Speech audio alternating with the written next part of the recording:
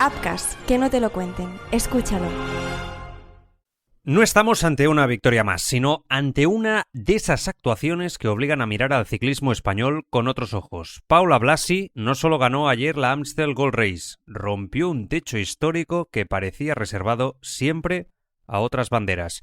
Y lo hizo, además, como se firman las gestas de verdad, sin salir como gran favorita, atacando en el Cabo Verde desde lejos y resistiendo por detrás a nombres como Vollering, en un triunfo que tiene algo mucho más que valor deportivo. Tiene peso simbólico y promesa de lo que está por venir en el ciclismo femenino.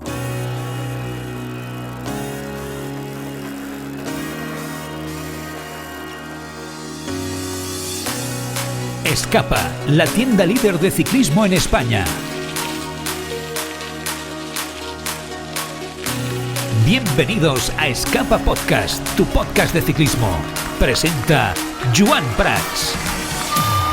¿Qué tal? Muy buenas, ¿cómo estáis? Bienvenidos una semana más a Escapa Podcast, en previa de Lieja-Bastoña-Lieja, en plenas Ardenas, clásicas de las Ardenas que ayer tuvo como protagonista Remco Evenepoel. Ahora hablaremos de él con esa victoria en la Amstel, con ese inicio de programa tan especial con la victoria de Paula Blasi, que sin duda es una auténtica campeona, y el futuro del ciclismo español con una victoria auténticamente espectacular en el ciclismo femenino de muchísima clase y con muchas noticias aún, evidentemente, con París-Roubaix en la cabeza con esa victoria de Van Aert. Vamos a repasar noticias, tenemos evidentemente sección de suplementación deportiva con los amigos de Megarrao Bar, con el sorteo de esas Oakley fantásticas con los amigos de Totemi, muchísimas cosas a comentar y a hacer previa, porque lo que está por venir el próximo domingo en Lieja creo que va a ser otra carrera para recordar, con Tadej Pogačar como favorito, sí, pero vamos a ver, porque hay un nombre por ahí, ya sabéis cuál es, todos,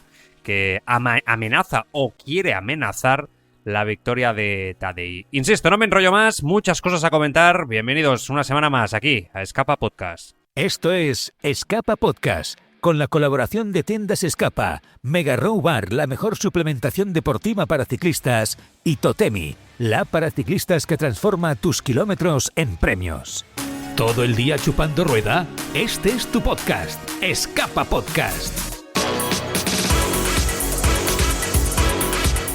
Totemi es la mejor aliada para vosotros, los ciclistas, para mí también, conscientes de que este deporte nuestro no es barato, precisamente. Han creado una combinación de app, tienda imbatible. Todas tus actividades en Strava o Garmin te dan Temis, su moneda virtual. Luego vas a la tienda y los canjeas por descuentos de hasta el 100%.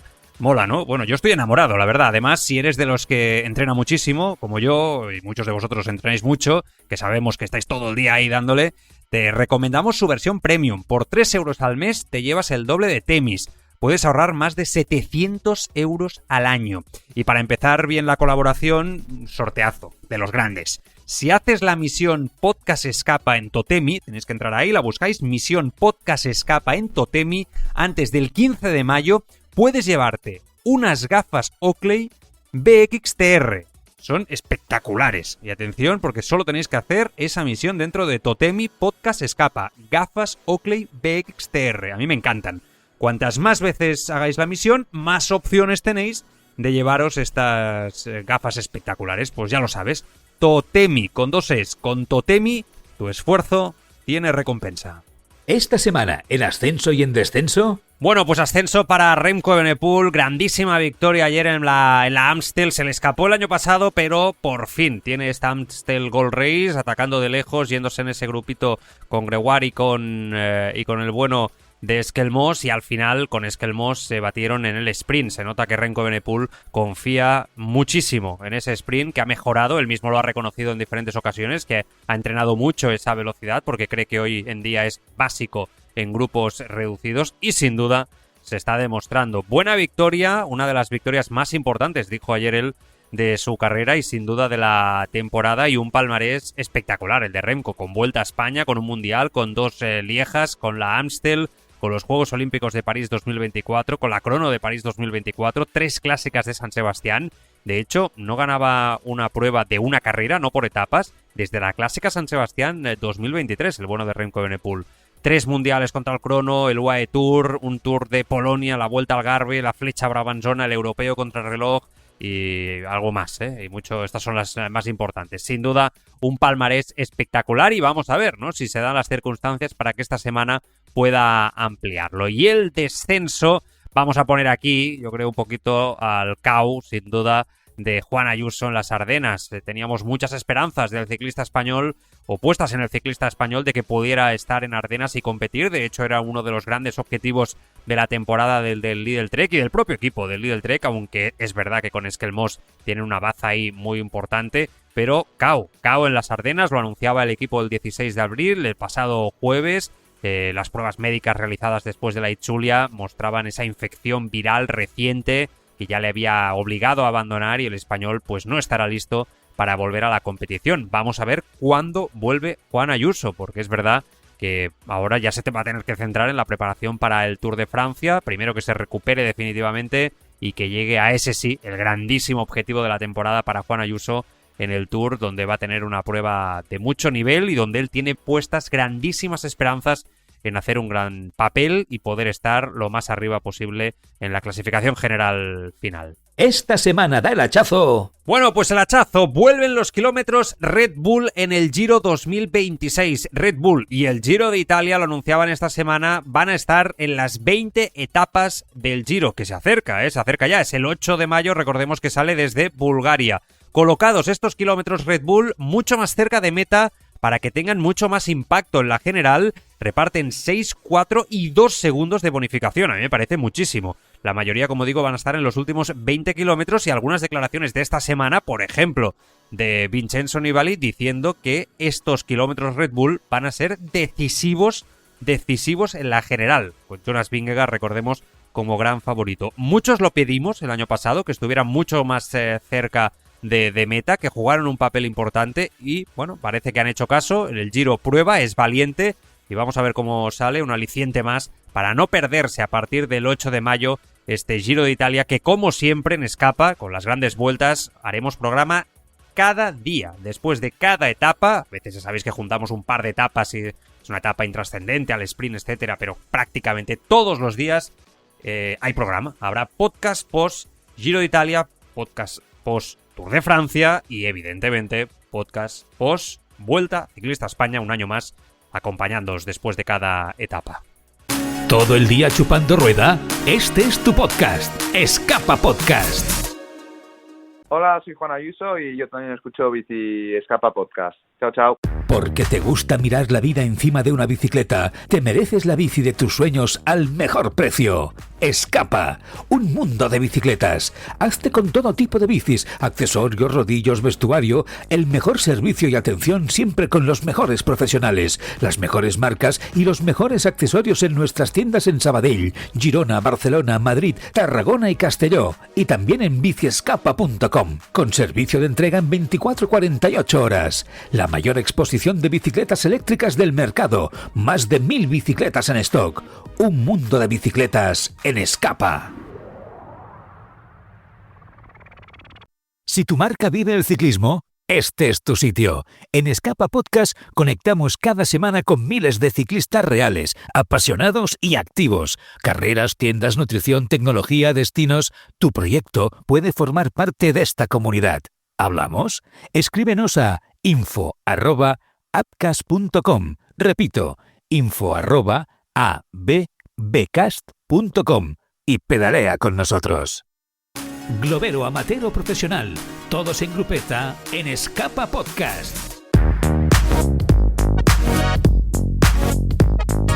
Comentamos noticias en este bloque del programa, con muchísimas cosas a comentar esta semana, uno de los bloques más largos sin duda por todas las noticias y todo lo que se ha ido comentando a lo largo de los últimos 7 días, que intentamos como siempre resumir también en forma de resultados. Para empezar, lo de ayer, esta Amstel Gold Race, a mí es una carrera que me gusta mucho, siempre me ha gustado, pero en los últimos años está siendo muy emocionante con esas cotas, es lo que da el inicio, ¿no? Más allá de la flecha Brabanzona, que ahora hablaremos de ella, pero el inicio importante a esta semana mágica en las Ardenas. Remco, victoria al sprint ante Matías Esquelmós. La sensación es que se podría haber ido incluso antes, ¿no?, de Esquelmós, pero que decidió jugársela en ese final. Remco con una fuerza determinante en la carrera. Les sacaron los 2 minutos al tercero a Benoît Cosnefroy del UAE, que ganaba el sprint, con Romain Grégoire cuarto, Verstringe el del Alpecin quinto, Mauro Schmid, Van Sevenant, White Philipsen, Kostju y Marco Frigo, muy activo el del NSN durante toda la carrera, con Badoan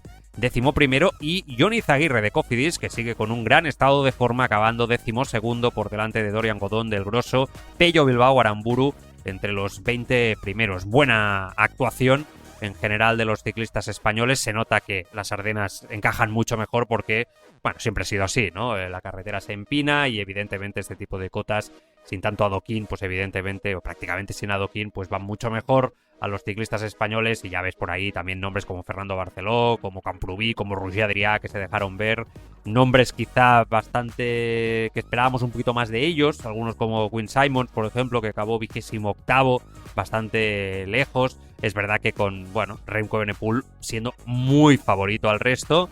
Quizá yo esperaba que Gregoire estuviera un poquito más arriba, ¿no? O que pudiera aguantar, estuvo cerca. Más que nada porque la flecha Brabançona se le había visto muy bien, y es cierto que en otras carreras belgas pues había estado quizá a un nivel interesante. La Strade Bianche, recuerdo aquel día que fue cuarto este año, a un nivel muy alto. Quizá el francés, ¿no? De Groupama esperaba yo un poquito más, pero en definitiva más o menos se cumplieron los pronósticos más o menos de la carrera, con un Remco muy muy favorito, sin Van Aert, sin Van der Poel, sin Pogačar, sin Paul Seixas. Esta Amstel llevaba su nombre y lo remató. Ya hemos hablado de Paula con la victoria en el femenino.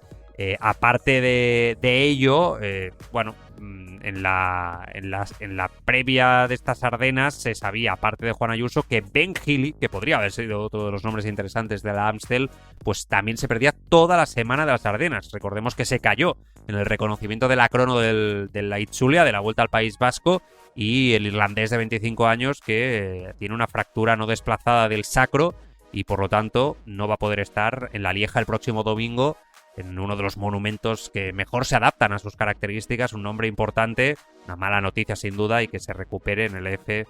Están teniendo un inicio complicado, después remontaron un poquito y otra vez están cayendo en situación complicada, ¿no? Lo que decíamos de Flecha Brabançona, con esa victoria final de Anders Folgager, pero a mí me llamó mucho la atención, más allá de... Estuvo bien, la Flecha Brabançona estuvo bien el otro día. Fue interesante, no sé si la visteis, pero muy disputada, de lucha del grupo que venía desde atrás con los que iban delante, lo cazan, no lo cazan, una cota, otra cota. Fue interesante, pero a mí me destacó mucho el Caja Rural. Caja Rural que sigue estando en un gran estado de forma, no me cansaré de decirlo. En esa prueba sumó 220 puntos UCI en una actuación para el recuerdo, ¿no? En un solo día. Que es el reflejo de lo bien que está rodando la estructura española, ¿no? Que ha dado un salto definitivo. Ya sabemos, invitados al Tour de Francia. Gran protagonista del día fue Eduard Prades, quinto clasificado. Se metió allí al final, que digo, ay, que se lo lleva, ay, que se lo lleva. Su top 5 por delante de corredores de escuadras como UAE o Groupama, confirmando su gran nivel. Pero además, Fernando Barceló fue octavo, volvió a demostrar esa regularidad en clásicas, como se vio también ayer en la Amstel. Alex Molenaar cerró el top 10 con una actuación solidísima. Bueno, aquí tuvimos ya a uno de sus directores hace un par de meses y ya visteis la buena filosofía que tienen y cómo de estructurado tienen es un equipo que ha entendido muy bien el tema de los puntos, ¿no? Le puede gustar más o menos, pero lo ha entendido muy bien. Stefano Oldani fue 12º, otro de los que sumó 20 puntos, ¿no? en esa posición. Por lo tanto, ya veis que fue una grandísima actuación. Ahora hablamos de lo que está por venir, pero para cerrar, y vamos a hablar mucho de ello, después de la tertulia, no me quiero olvidar, porque entre Amstel y lo que está por venir por La Lieja, pues evidentemente es una semana donde los grandes monumentos, o igual que la semana pasada, se llevan todo el foco, pero muy bien o Gran Camino, muy bien la Vuelta a Galicia, o Gran Camino, ¿no? Pero que para muchos pues es la Vuelta a Galicia, en estas 5 etapas que se disputaron la semana pasada y con victoria final en la general para Adam Yates por delante de Nordhagen, el del Visma, a 32 segundos y dando un salto también de calidad importante. Visma haciendo de nuevo una buena actuación como conjunto, como grupo, como equipo, y Nordhagen demostrando, pues bueno, lo que dicen, ¿no? Que es el futuro de del equipo. Es un ciclista joven que él ya declaró esta semana que no se pone presión, no se compara con Jonas Vingegaard, pero está clarísimo que es un ciclista que va mejorando. Y después hay otro que muchos preguntabais por él, ¿no? En el grupo del Telegram del podcast, que por cierto, si os queréis adherir, ya sabéis, Bici Escapa Podcast, ahí lo podéis buscar y coincidir con muchos amigos ciclistas. Aparte del sorteo de las gafas Oakley de Totemi, vamos a hacer un sorteo con diferentes productos. Yo creo que si no, la semana que viene la otra. Vamos de sorteo en sorteo. Primero el de las Oakley, ¿no? Que tenéis que entrar en la app de Totemi y buscar ahí la misión de Escapa. Y después estamos preparando ahí algún sorteo con Mega Round Bar, algún maillot de Escapa bien chulo y alguna cosita más también. Ya sabéis, para todos los integrantes del grupo de Telegram, que siempre vamos haciendo sorteos. Pero lo que decía, que el tercer lugar fue para Alessandro Pinarello, que se llevó la última etapa en Monte Trega y con un final explosivo importante, y Pinarello que se ha descubierto definitivamente el ciclista del NSN, un fichaje interesante, muy interesante, que venía del Bardiani, ha firmado por 2 años, a sus 22 años, bien visto. El NSN que estaba en esa situación, recordemos el año pasado en el Israel Premier Tech, que no sabían si iban a seguir, etcétera, pero tuvieron la agilidad para llevarse a Pinarello, que no había destacado excesivamente, y que realmente está haciendo una temporada muy buena y es un ciclista a tener muy en cuenta. Cuarto, Abel Balderston, buen ciclista, de Caja Rural de nuevo en la general. Iván Romeo quinto, por delante de José Félix Parra, también de Caja Rural, de Juaristi del Euskaltel, de George Bennett y de Jesús Herrada y de Nietzsche del Anicolor, cerrando el top 10. Me paro en Iván Romeo porque más allá de la victoria de etapa en la Movistar, ha estado francamente para mí bien en esta o Gran Camino, pero la victoria de Iván Romeo en la etapa número 3, que estuvo, insisto, francamente bien y con una fuerza habitual en sí cuando arranca, ¿no? Iban por detrás Pinarello precisamente y Abel Balderston, y demostrando que tiene un motor impresionante. Pero lo que me ha destacado, no tanto en la etapa reina, en la final del Alto de la Cabeza de Meda, pero sí ayer, en la etapa número 5 en Monte Trega,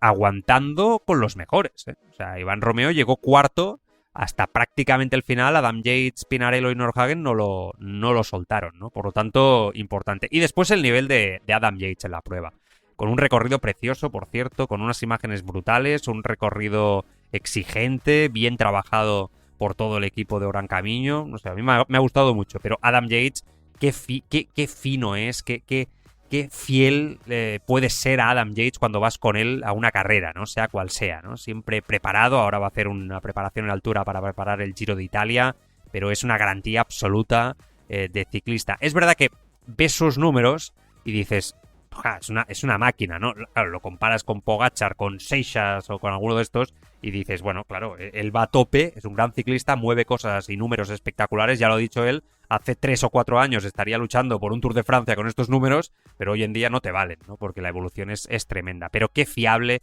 es Adam Yates. Y me gustó también la victoria de Carlos Canal, estrenándose como profesional ahí en la segunda etapa, con esa victoria. Bueno, estuvo muy bien.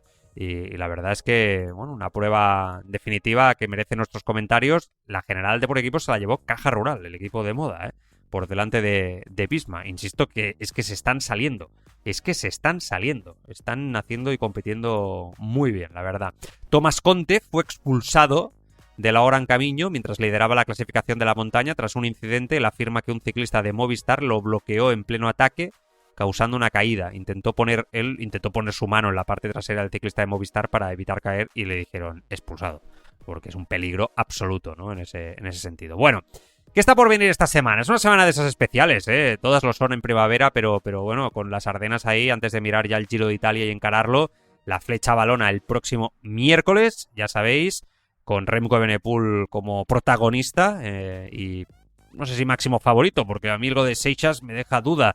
El Muro de Huy, como siempre, es el que va a decidir la carrera, y a partir de aquí vamos a ver si será Remco, si será Paul Seixas, si será Bakelán, que yo creo que ayer ya empezó a entrar en materia, Scaroni, Lenny Martínez, Gregoire, Ciccone, que acostumbra a hacerlo muy bien en esta carrera, Johannesen, Mauro Schmidt y Esquelmos. Después, bueno, sí, por ahí Alaphilippe, que la ha ganado varias veces, Godón, Aramburu siempre lo hace bien también. Uddebrooks va a estar para Movistar. La Peira y Johnny Zaguirre, que ya hemos dicho que está fuerte. Bueno, yo creo que va a estar interesante. Mark Hirschi, que la ha ganado, ¿no? También va a estar por ahí. Ya no es el mismo Mark Hirschi, pero bueno, vamos a ver qué tal Pello Bilbao también. Champosan, Axel Laurens, Vendrame, Tim Wellens, que ha vuelto ya a las carreras. Nordhagen va a estar también ahí en la salida de la flecha balona. Daniel Felipe Martínez, que tiene un final explosivo. Paret Peintre también es un ciclista que se puede desenvolver bien en un muraco como este. O Benoît Cosnefroy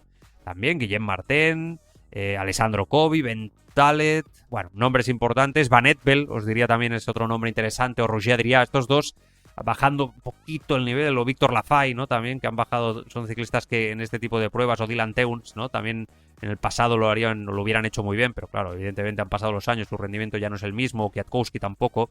Pero bueno, yo creo que puede ser un bonito cara a cara el miércoles entre Remco Evenepoel y Paul Seixas. Yo creo que Seixas, sinceramente, con todo lo que hemos visto de él y viendo el nivel que tenía en la Itzulia, esto hace una semana, es que vamos, en la flecha balona yo creo que está, para competir con Remco Evenepoel en ese final explosivo. Y vamos a ver en la Lieja del domingo, porque es que este chico va mucho. Pogačar son palabras mayores, soy consciente de ello, pero bueno, esta semana Machín decía, ¿no? que en bici.pro le hacían una entrevista y decía, bueno, nos hemos quedado un poco cojos, ¿no? Porque íbamos con 4 líderes a las Ardenas y hemos perdido a 3. Nos queda Tadej Pogačar, que es el más importante, pero han perdido a Narváez, a Isaac del Toro, que ya dijimos que no iba a estar, y a Jan Christen, que también está lesionado y seguramente eran los nombres importantes. En Lieja es un poco más de lo mismo, pero con Tadej Pogačar. Básicamente es el tema, con la ausencia de Pidcock. Ahora explicaremos dónde va a estar Pidcock después de su caída en la Volta a Cataluña, pero yo creo que Lieja tiene 2 grandes favoritos, Pogačar y Remco Evenepoel por ascendencia, con Pogačar grandísimo, del top favoritos, evidentemente. Y después, con la duda, ya os digo, de Seixas, que dices, bueno, a nivel numérico, con todas las sensaciones que transmite el chico, va a estar ahí. La sensación es que va a estar ahí, va a ser capaz, ¿no? de poder competir mínimo al nivel de Remco. Pero, claro, no sabemos muy bien si quizá, viendo lo que hizo en Strade y el nivel que demostró, incluso por delante, ¿no? De Remco, no sé, quiero verlo. Lieja es una carrera complicada, que hay que conocerla, que no es fácil, no todo el mundo está de Pogačar, yo creo que va ahí sin presión, vamos a ver qué tal. Y el resto de participantes, Scaroni, Bakeland, Lenny Martínez, Romain Greward, Ciccone, Johannesen, Schmidt, Skelmos, Alaphilippe, bueno, un poco la lista que hemos dado antes. Yo creo que prácticamente van a estar todos igual, ¿no? También en esa prueba, seguramente puede haber alguna baja también en Lieja, Bastoña-Lieja el próximo domingo, que bueno, insisto, es otro monumento y es otro de los momentos importantes. Pidcock vuelve. Va a participar esta semana en el Tour de los Alpes, desde el lunes hasta el viernes, de cara a Lieja. Veremos si está o no está en Lieja. Dicen en principio, desde el equipo, desde el Pinarello Q36.5, que va a estar. Es cierto que esta semana se han filtrado algunas imágenes de la rodilla de Pidcock en la caída en Volta a Cataluña y sin duda, la leche que se pegó fue tremenda. Yo creo que ha tenido suerte, porque la imagen sobre todo la rodilla derecha, creo recordar que la tenía destrozada, por lo menos por el golpe. Después, evidentemente, era menos de lo que podía parecer, si no, no estaría aquí el británico de 26 años, que no corre Amstel, no corre flecha balona. Yo creo que con el estado de forma que venía demostrando en San Remo, etcétera, hubiera sido favorito junto con Remco, hubiera estado ahí disputando la victoria, pero me parece interesante que después del parón le digan, coge ritmo en Tour de los Alpes esta semana y si estás fuerte el domingo, vas a Lieja e intentas hacer un grandísimo resultado y completas esta semana un pico ya, el primer pico, ¿no? de forma de la temporada para Pidcock completado al 100%, ¿no? Me parece interesante. Tour de los Alpes, que también es una carrera interesante y bonita, la verdad es que tiene días chulos. Pidcock para mí gran favorito, pero el siguiente, Pellizzari, otro de los que ahora llevábamos tiempo sin hablar de él, el de Red Bull. Va a estar Michael Storer de Tudor también, Arensman, Bernal vuelve aquí, Mathis Rondel, Ben O'Connor, Paul Dabel, bueno, ciclistas interesantes como Blasov, como Sobrero, Langhelotti, Derek Guy con Lidl Trek. Bueno, no sé si incluso entre Sobrero y él van a estar ahí para hacer la general del equipo, y sin duda la vamos a disfrutar esta semana. Insisto que hay nombres interesantes. Normalmente el Tour de los Alpes acaba teniendo etapas interesantes. Ya el segundo día es un final en alto en Valmartelo, donde ya la general se va a empezar a definir. El segundo día es una etapa rompepiernas, donde yo creo que va a llegar también, bueno, el tercer día, perdón, con el final en Arco, en la carrera muy rota. El cuarto día también es una subida-bajada con puertos de primera categoría y con final en Trento. Y el último día es un etapón absoluto, con la subida a Bosena-Bolzano, que, insisto, es un puertarraco y final en descenso. Mucha montaña. Por eso está bien lo de Pidcock, porque es una etapa dura, exigente, es una carrera dura, exigente, que le va a ayudar a coger ritmo. Pero claro, como se la tome, que se la va a tomar en serio, porque estoy convencido de ello, yo creo que puede llegar un poco tostado a Lieja. Por eso tengo dudas de si va a estar o no el domingo, o si no abandona antes, no lo sé.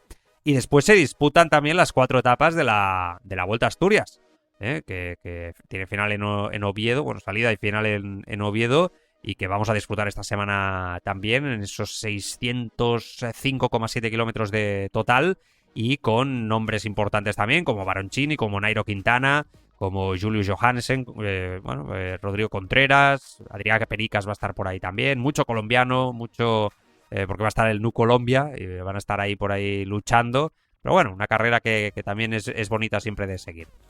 Más cositas. A ver, nos trasladamos de nuevo a París-Roubaix. Pues la disfrutamos, Qué bien nos lo pasamos, ¿Habéis visto las fotos esta semana de Wout van Aert posando ahí como si fuera James Bond? Nos lo han cambiado a Wout van Aert, Hay un Wout van Aert antes y después de ganar, sin duda, París-Roubaix. Bueno, audiencias espectaculares las que se han filtrado de la París-Roubaix en Bélgica. También aquí en España, La semana pasada en la tertulia nos lo decía el propio Luis Jiménez, que en Eurosport habían batido récords de audiencia con la París-Roubaix. Y cómo nos está gustando especialmente, ¿no? Que en general, ¿no? Quizá no aficionados tan habituales a nuestro deporte, que nosotros llevamos años y años y años con las clásicas, y París-Roubaix lo vemos siempre todo, ¿no? Desde hace, yo particularmente, más de 25 años ya. Pero es verdad que mucha gente se está entrando, ¿no? También en los monumentos, y la verdad es que lo celebro. Bueno, las audiencias fueron impresionantes. En Bélgica, 88% de cuota de audiencia en el momento de la llegada victoriosa de Wout van Aert, y 47% de cuota de audiencia media en la televisión pública de Bélgica. Es tremendo. O sea, es que prácticamente todo el mundo estaba viendo. Supongo que los que no lo estaban viendo eran los que no eran aficionados al ciclismo, o estaban trabajando y no podían verlo en ese momento. Incluso hemos visto imágenes de estadios, de campos de fútbol, donde se seguían los videomarcadores la propia carrera. Más cositas aún de París-Roubaix. De todas las historias que nos dejó París-Roubaix, seguramente una de las más singulares fue esa secuencia de hechos y declaraciones en torno a la avería de Tadej Pogačar y ese breve uso de la bici del coche neutro de Shimano. Y durante unos minutos fue la bicicleta que salvó su carrera. Sin embargo, al ser preguntado en meta, sus comentarios fueron bastante negativos respecto al ajuste. En una entrevista con Hitlatzen News utilizó el término el esloveno de carretilla y también calificó la bici de muy incómoda, lo que encendió el debate post-carrera, ¿no? Un poco sobre el estado de la Shimano, las bicis, bueno, en fin. Pogačar dijo que la altura del sillín no era la correcta, que las ruedas tampoco eran adecuadas para los adoquines, que cómo se podía llevar un poquito esa bici, ¿no? En los adoquines de Roubaix. Hemos visto varias veces este caso, ¿no? De un ciclista que coge una bici de estas de Shimano, que están ahí para situaciones X en carrera. A mí me viene a la cabeza lo de Chris Froome, ¿no? En la caída aquella cerca de la cima del Mont Ventoux del 2016, por ejemplo, ¿no? Que no podía calar las calas tampoco. O sea, al final es verdad que cada vez que vemos estas situaciones tampoco acaban de funcionar muy, muy bien, ¿no? Bueno, pues a todo ello, Kevin Pourret, que diréis, ¿quién es Joan Kevin Pourret? Bueno, Kevin Pourret es un francés que es el propio mecánico que proporcionó la bici a Pogačar y que esta semana concedía una entrevista en West France. Y decía, todas nuestras bicicletas están cuidadosamente preparadas. Eso ya para empezar, le decía el hombre a Pogačar. Le dimos una bici de su talla, la mejor para él, y pudo reanudar la marcha rápidamente. Para nosotros es esencial que la intervención sea rápida y cumplimos con nuestro trabajo. es lo que decía. Yo he visto alguna imagen de los miembros del UAE después devolviendo la bici, ¿no? Con su coche a Shimano y estaban encantados, ¿eh? Hay que decir que esas declaraciones de Pogačar, que no es un hombre muy polémico, también hay que decirlo, yo creo que también era un poco pues sus sensaciones, ¿no? Bueno, el maillot llevado en portada y Pogačar durante la Milán-San Remo, no sé qué va a pasar con el de la París-Roubaix, pero de momento el de la Milán-San Remo que ganó, ¿no? Desgarrado, sucio, con la caída, ¿no? Pues se ha vendido por 95.100 euros en subasta. Y bueno, pues Pogačar contento, lo ha donado todo a su fundación que apoya a los niños y jóvenes necesitados. Y una buena noticia, ¿no? Por una buena causa, y hay mucha gente que tiene poca, o no sé si hay mucha gente que lo tiene, pero hay gente que tiene mucho dinero. Será la frase más adecuada. Sobre Remco Evenepoel y París-Roubaix, que se va hablando ya de cara al año que viene, ¿no? Tercero en Tour de Flandes y parece que el año que viene pues un poquito va a ser el objetivo. En Headlines News esta semana hacía una entrevista el pasado viernes, decía, no es necesario que esté, es una carrera que quiero ganar en mi carrera, pero no es necesario que esté el año que viene, así que vamos a ver, y dejaba un titular. Se va a hablar en el equipo. Ya está. Remco ya sabemos que es un hombre que tampoco cuando quiere hablar, habla, y cuando no quiere hablar no lo deja tan claro. Se hablará y dice, bueno, si estoy, se planificará algún tipo de reconocimiento o algo por el estilo, pero ahora mismo no creo que haya nada decidido al respecto. Bueno, pues ya lo sabemos, dónde está la situación. Ha hablado también Andersen, de Lidia Terek, uno de los directores de equipo, con el incidente de Beloki, con la Etxulia, ¿sabéis? ¿No? Que casi lo tira, que le dio con el coche en la rueda trasera. Y dijo, sí, esta semana comentaba, ya con más calma, decía, sí, fue un hecho lamentable, también parece mucho más dramático en televisión porque hay que decir que íbamos muy despacio, pero no creo que haya hecho yo nada malo, solo fue una situación de carrera, ¿no? Y es cierto que hoy en día las redes sociales a veces, ¿no? Magnifican, ¿no? Este tipo de situaciones, pero también es verdad que si se llega a caer le podría haber pasado algo grave a Beloki, gran ciclista, siempre lo decimos. Vingegaard, estos días en las redes sociales, en X y en el grupo de Telegram lo hemos publicado, una imagen de Jonas Vingegaard entrenando con la cabra en el Teide. Ha estado concentrado ahí, pero sobre todo con la cabra, mucho trabajo de cara ya al Giro de Italia. Remco Evenepoel, de nuevo, esta semana le preguntaban, ¿el récord de la hora lo vas a batir este año? ¿Quieres batirlo este año? Y Remco decía, no este año, tampoco el año que viene. Nunca ha sido realmente un objetivo para mí. Nunca, de hecho, he sido yo un ciclista de pista, decía Remco Evenepoel. Si sucede, no será antes del 2030. El récord de la hora, uno de los clásicos, sin duda, para Remco Evenepoel. Colaboración entre Specialized y Soudal Quick Step, el ex equipo de Remco, que debería llegar a su fin al final de la temporada. Lo avanzaba esta semana Daniel Benson y también Wheeler Fleets. Se habría alcanzado un acuerdo con Mérida, que parece que van a ser las bicis del equipo el próximo año. El próximo año. Attila Valter, un clásico de los clásicos, un ciclista importante que ha revelado esta semana en una entrevista por qué cambió Visma por Bahrein. Decía que el ciclismo le había agotado, que la exigencia en Visma es máxima, que estaba realmente cansado, que se estaba enfocando demasiado en perder peso, en ponerse en forma y preguntándose si era lo suficientemente bueno. Bueno, muchas veces hemos hablado, ¿no?, de la presión que ejerce Visma a sus ciclistas. Importante, y estamos muy pendientes de ti, Jaume, de Jaume Guardeño, ciclista que ya sabéis que bueno, sigue luchando. Esta semana el Caja Rural hacía una actualización sobre su estado físico. Decían que continúa luchando en la UCI del Hospital Taulí de Sabadell desde el pasado 31 de marzo, cuando sufrió ese accidente mientras estaba entrenando. Decía el comunicado que su estado sigue siendo crítico, aunque estable dentro de la gravedad, que se encuentra bajo vigilancia monitorizada constante y está previsto que sea sometido a nuevas intervenciones en los próximos días para favorecer su recuperación. Desde el equipo Caja Rural seguimos enviando toda nuestra fuerza, decía, y cariño a Jaume, igual que hacemos de aquí desde Escapa Podcast. No cabe la menor duda que le deseamos una pronta recuperación. Michael Matthews, que este pobre también lleva una racha. Temporada 2026, que ha dado un giro mucho más serio de lo que se pensó al principio, con el australiano detallando ahora la magnitud de estas lesiones sufridas en esa caída de entrenamiento en marzo, y que parece que el pobre pues está tocado, 6 semanas después de ese incidente que fulminó su campaña de clásicas de primavera. O sea, no puede estar, múltiples cirugías, lesiones graves y que evidencian esa magnitud del golpe, que fue el 5 de marzo, creo recordar, hablo de memoria.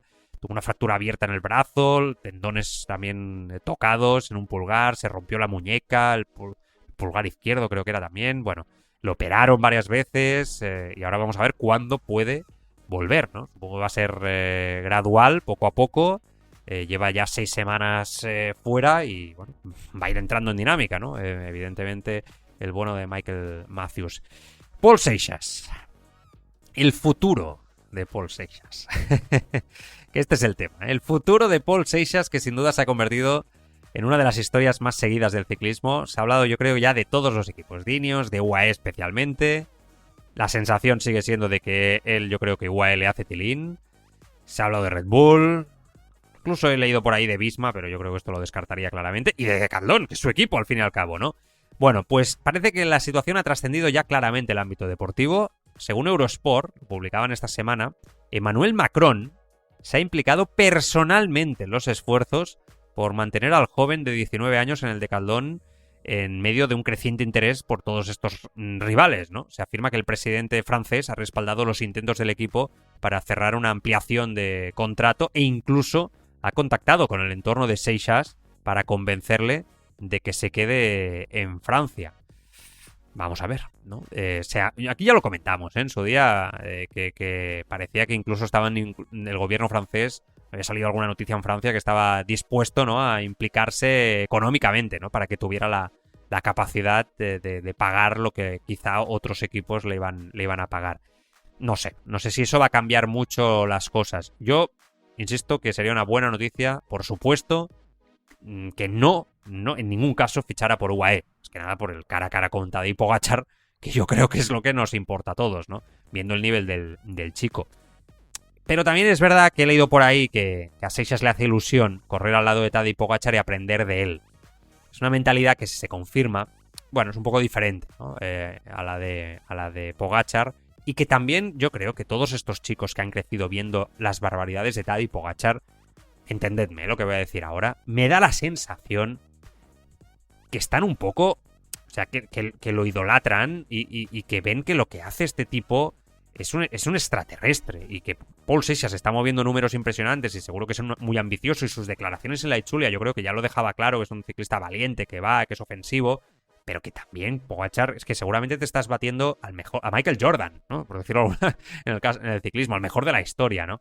Entonces yo creo que también tocan un poco con los pies en el suelo. Entonces, en otros casos quizás sería diferente, pero con Pogačar quizá dicen, bueno, voy al UAE, estoy ahí un par de temporadas, gano muchísimo dinero, estoy a su lado, gano donde él no vaya y a partir de aquí vemos. Que insisto, no es lo que yo deseo, ¿eh?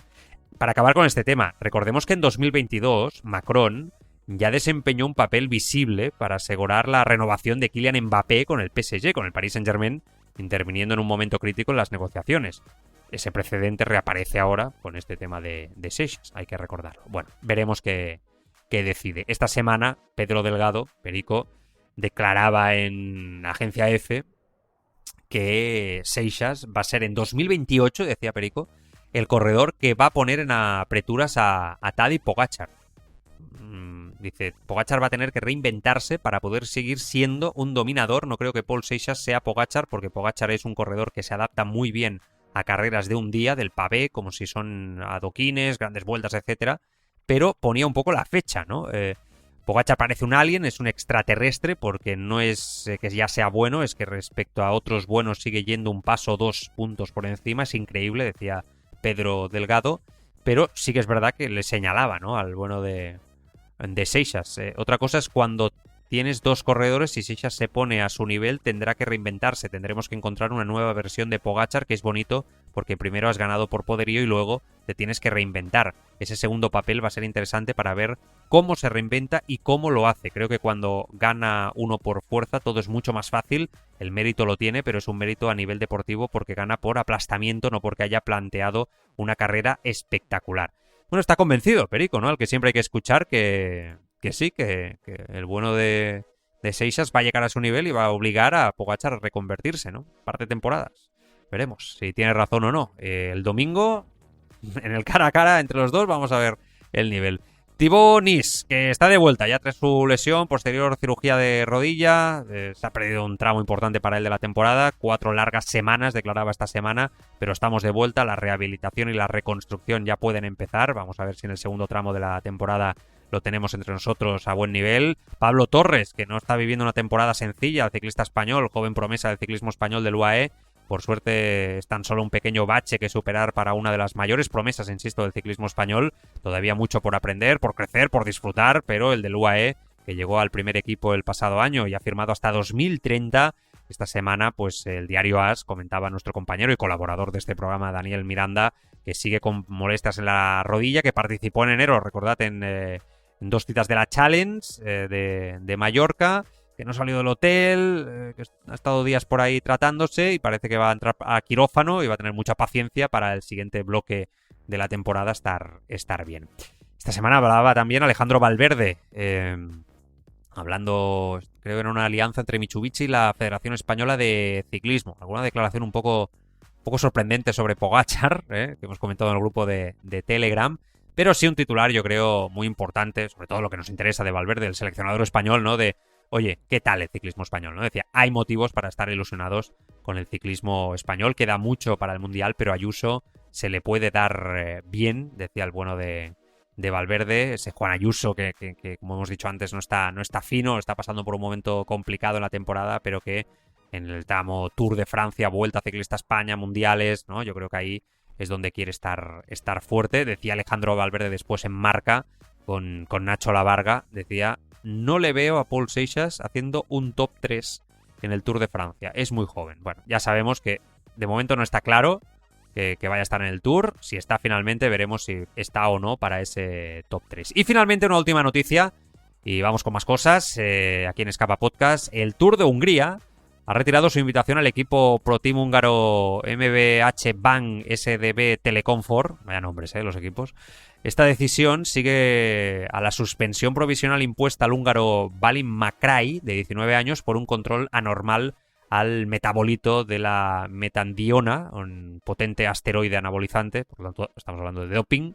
Y, de momento, parece el Tour de Hungría, atento ahí, un equipo húngaro ha dicho, de momento todo el equipo fuera. Vamos a ver, ¿no?, cómo evoluciona el caso. En fin, más cositas. Seguimos aquí en Escapa. Supe que el fútbol era demasiado pequeño para mí. Que ya no bastaba con ser leyenda. Tenía que convertirme en algo más grande. En mito. En presidente. Porque este país se mide no por cómo trata sus más ricos, sino por cómo cuida a los que más lo necesitan. Una ficción sonora de Joan Prats protagonizada por Hugo Silva. El Partido del Poder. The Upcast. Disponible en las plataformas de podcasting.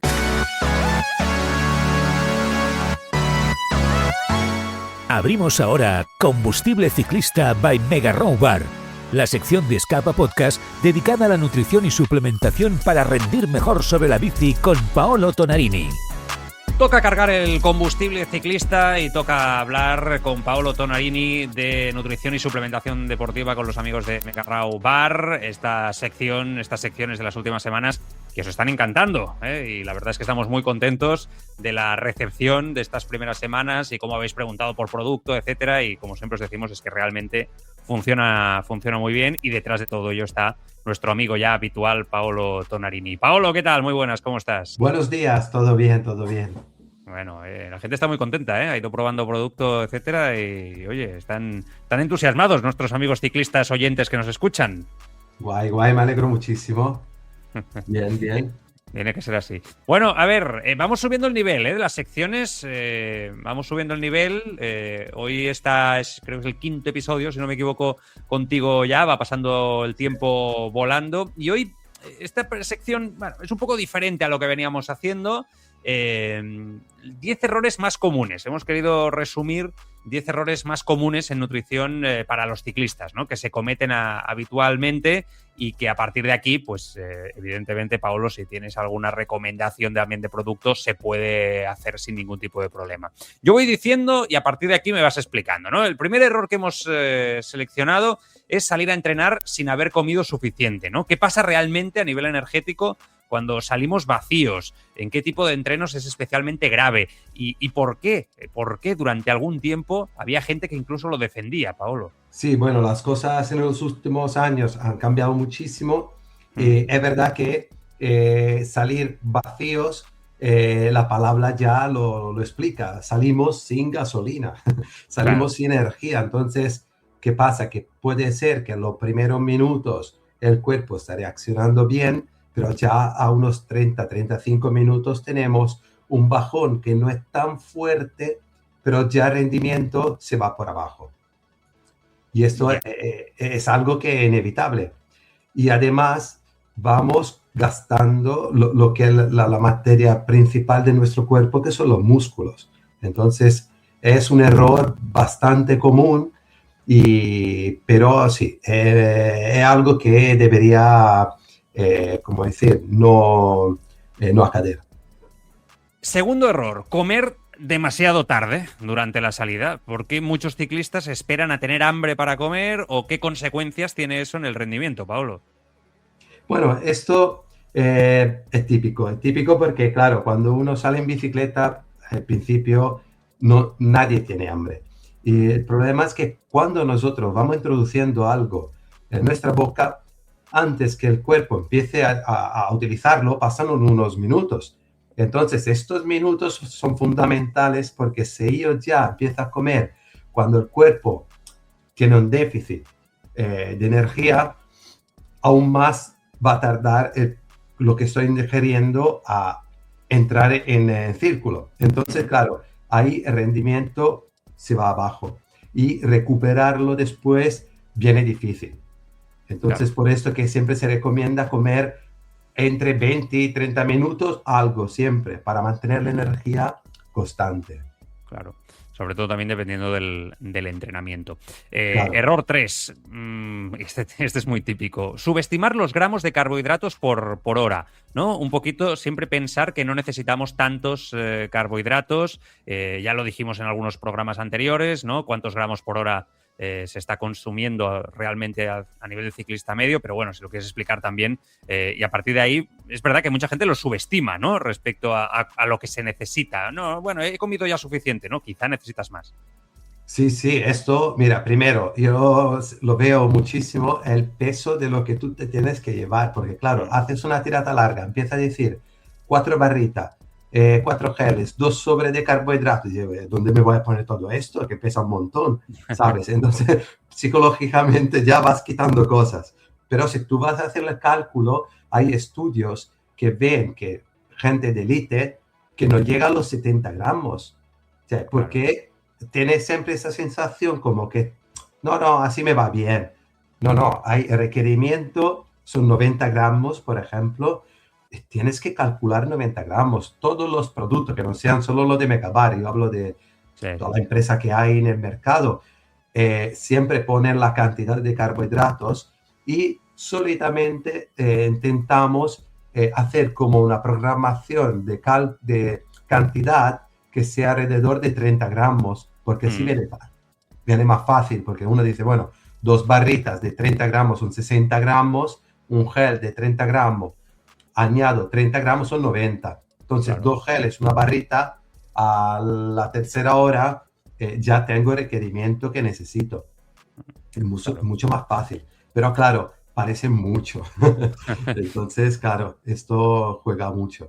Asusta, ¿no? Sí, Llevar tanto a veces. Sí. Para el ciclista salir, voy demasiado cargado, ¿no? Claro. No todos tenemos un coche con avituallamiento al lado, ¿no? Que nos puede ir dando producto, geles de Mega Raw Bar, barritas, etcétera. Bueno, cuarto error, no entrenar el intestino. Esto es algo que siempre decimos. Yo ya he explicado que en este caso los geles y barritas de Mega Raw Bar se digieren súper bien y que realmente es un factor diferencial y que muchos ciclistas llegan a vosotros en base por eso, ¿no? Realmente que tienen problemas de digestión,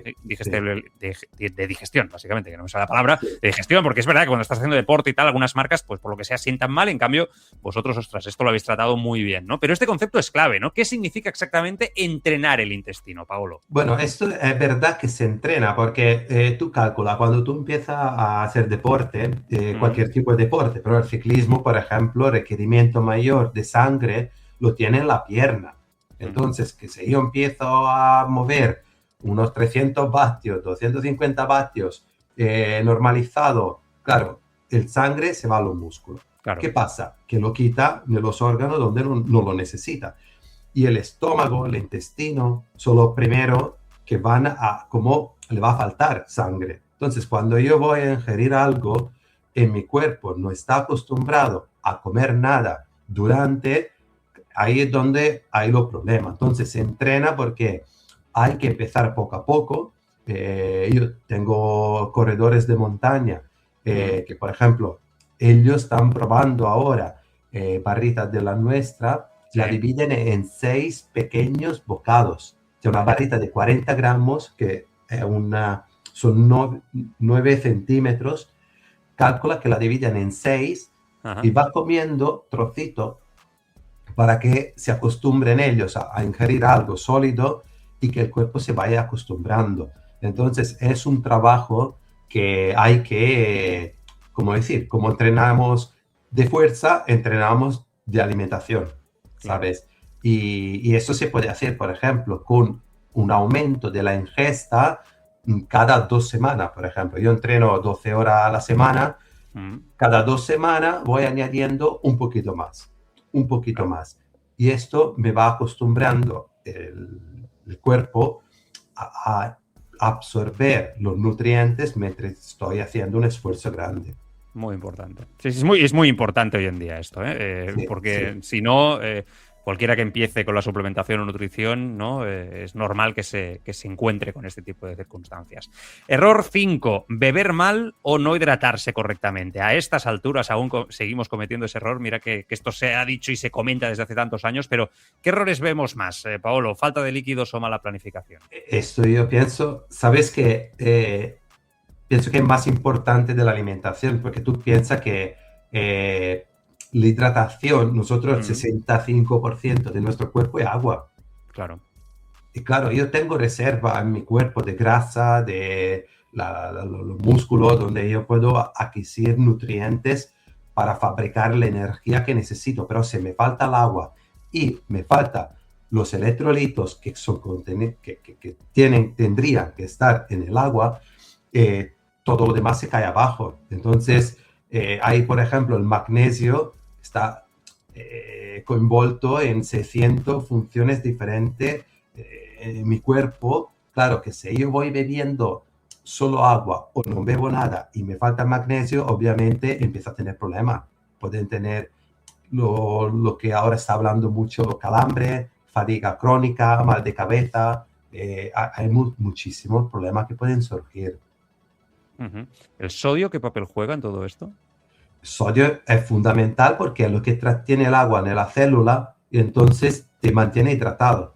Entonces, esto yo siempre explico, si nosotros bebemos solo agua, esta botella que compramos, por ejemplo, ¿qué pasa? Que yo voy diluyendo los electrolitos que tengo en mi cuerpo, porque no tiene nada esta agua, claro. es inútil. Entonces, ¿qué pasa? Yo necesito añadir electrolitos dentro del agua para primero, se absorbe mucho mejor. Tú piensas que el agua, si no contiene electrolitos y no contiene carbohidratos, el vaciado gástrico es mucho más lento y te empieza esta sensación como si tú tienes aquí en el estómago una piscina, claro, ¿sabes? Claro, que dices, ¿qué es esto que no...? ¿Por qué? Porque el cuerpo, solo el agua, hace dificultad a absorberla. Entonces, siempre hay que poner algo en el agua, que sean electrolitos o que sean carbohidratos, para absorberlo mejor. Y el sodio es fundamental porque tú piensas en verano, aquí en Mallorca, que hace mucho calor, que uno quiere entrenar un poquito también por la mañana, el requerimiento de sodio a la hora puede ser 800 miligramos. Claro. Es muchísimo. Mucho. No, hay mucha necesidad en este caso, ¿no? Sí, el error 6 a mí me gusta especialmente y creo que está cambiando, esta dinámica ya en el ciclismo actual, pero durante mucho tiempo esto, era una constante. Es el hecho de pensar que menos comida es igual a mejor peso y es igual a más rendimiento, que es algo que, insisto, y hay ciclistas profesionales que yo creo que ya estamos viendo que su fisonomía física incluso ciclistas que compiten en la alta montaña especialmente, ya es diferente a la del escalador de hace unos años. Pero esto se ha dicho durante mucho tiempo, ¿no? Pensar que menos comida era igual a bajar peso, el peso corporal, y por lo tanto ibas a tener mejor rendimiento encima de la bici. Claro, claro. Aquí hay mucho para hablar, porque es un tema ahora mismo con, además, lo que estamos mirando en deportistas como Kilian Jornet, por ejemplo, con un volumen de oxígeno de absorción altísimo, pero hay gente, por ejemplo, que a lo mejor, ¿cómo decir?, tiene un peso-forma un poquito más elevado, pero claro, ahí todo está en cómo yo utilizo mi cuerpo, qué fuerza consigo tener o preparar.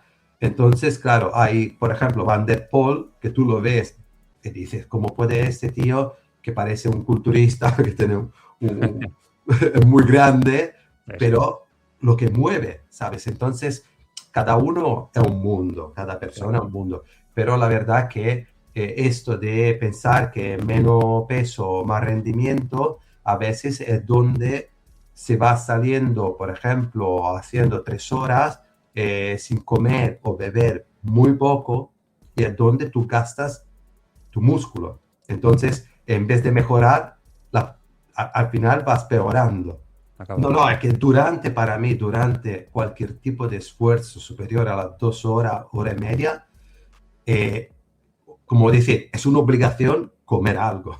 No se puede escapar de esto. Es que es una locura. Y esto a mí me hace pensar mucho, evidentemente, sobre todo los escaladores, la clave está en la relación. La gente que va en montaña, alta montaña, media montaña, es igual, incluso hasta en mountain bike, es igual. La relación está en potencia-peso, ¿no? La potencia-peso, la relación entre esos dos factores es la clave, ¿no? Pero me hace pensar mucho, y aquí hemos entrevistado a muchos de ellos, exciclistas, ¿no? De hace, no sé, 10, 15 años, que explican que pasaban concentraciones, por ejemplo, ¿no? Cuando se puso ya de moda lo de las concentraciones en altura, que ellos, vamos, es que por la noche no podían dormir del hambre que tenían, ¿no? De intentar llegar a un peso, vamos, pluma prácticamente, y yo siempre me pareció muy exagerado, pero parecía que era la única manera, ¿no?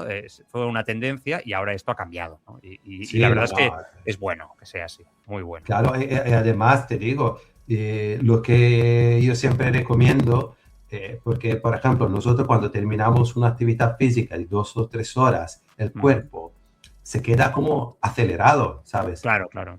Entonces, claro, muchas veces es mejor comer durante y a lo mejor después hacer una recuperación de proteína y carbohidratos para no perder o recuperar lo que hemos gastado, y después ahí hacer un pequeño como ayuno. Claro. Y se puede hacer en los días donde tengo carga más ligera. Entonces, por ejemplo, día de serie, carbohidrato a saco, antes, durante, después, pero días un poco más suave, zona 1, zona 2, sí que entonces puedo, como decir, ingerir menos carbohidratos, menos comida, pero siempre, digo, sin pasar hambre, porque al final es donde vas gastando músculo. No tiene sentido. No tiene sentido. Sí. Nos quedan 4 errores. Los voy a guardar, Paolo, porque yo creo que este capítulo de hoy da para mucho, ¿no? Sí. Y es largo, y yo creo que no para la semana que viene ni la otra, pero voy a guardar estos 4 errores, que ya os sabéis eso, que son no planificar la nutrición antes de una marcha, recuperar mal después de un entreno, depender solo de comida real o solo de suplementación, y no adaptar la nutrición al tipo de entreno, ¿vale? Estos son los 4 que nos quedan por comentar. Los voy a guardar y en unas semanas los seguimos analizando, porque llegan consultas de oyentes y no me quiero quedar sin tiempo, y me sabría mal, ¿no? Que los oyentes, pues en este sentido, pues no sean atendidos por ti con algunas dudas que han llegado al mail. Por ejemplo, Rubén, que nos explica, Paolo, que tiene 47 años, que hago sobre todo salidas de fondo bastante largas, de 4 a 6 horas normalmente. Dice, desde hace un tiempo estoy utilizando productos más naturales, en concreto barritas y geles de Mega Raw Bar, porque me dan sensación de que me sientan mejor a nivel digestivo. Es un poco lo que decíamos, ¿no? La duda que tengo es si esto es solo una percepción mía o si realmente hay una base fisiológica detrás. Tiene curiosidad básicamente por si los productos que utilizáis, ¿no? Porque dice, los productos con ingredientes más naturales se digieren mejor que los más industriales o depende más de otros factores como la cantidad de hidratos, la intensidad o el estado del sistema digestivo? También me gustaría saber si en esfuerzos largos recomendarías priorizar este tipo de productos frente a otros más procesados o si lo importante al final es únicamente la composición nutricional.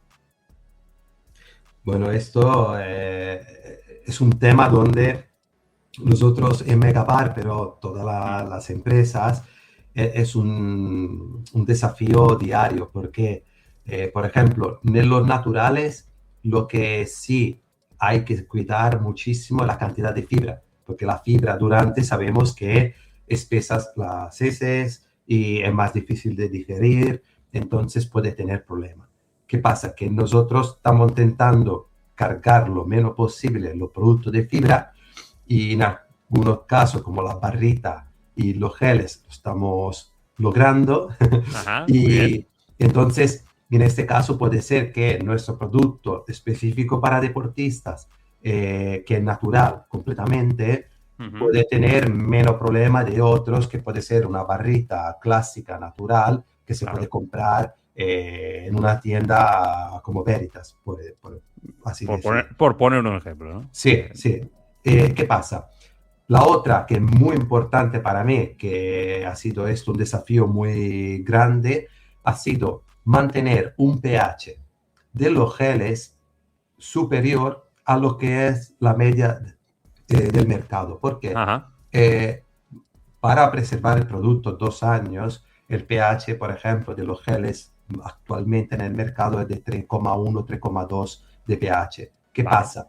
Que como hemos dicho antes, tú no tienes bastante sangre en la parte del estómago para digerirlo, del intestino, y además le doy un golpazo de un pH de 3,1, que es como un zumo de limón. Claro, el cuerpo dice, oye, ¿qué me estás haciendo? Entonces, ahí es cuando puede tener el problema, que no es tanto la composición de los ingredientes, cuanto a mi aviso, esto es todo.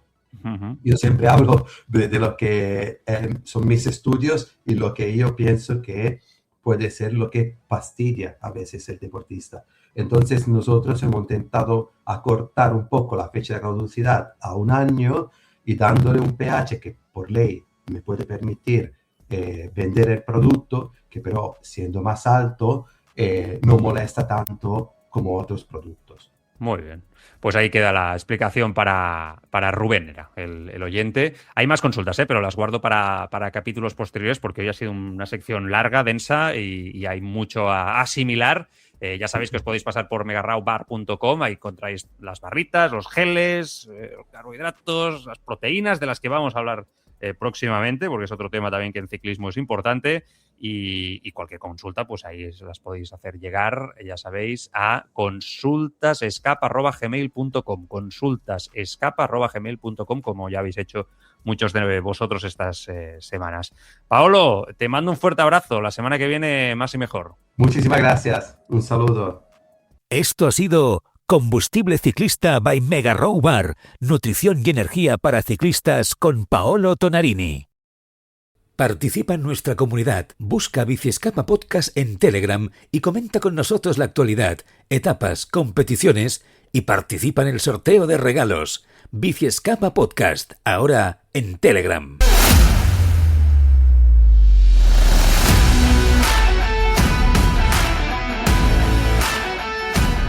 La tertulia Totemi. Totemi. Convierte tus kilómetros en juego, batallas y recompensas. Descárgate ya la app. Enseguida vamos con esa fantástica tertulia, pero recuerda que lo primero que tienes que hacer en cuanto acabes de escuchar este episodio es bajarte Totemi, con 2 Es, Totemi, y encontrar la misión Podcast Escapa. Lo segundo, completar los 60 minutos de la misión. Vamos, fácil, ¿no? 60 minutitos en bici.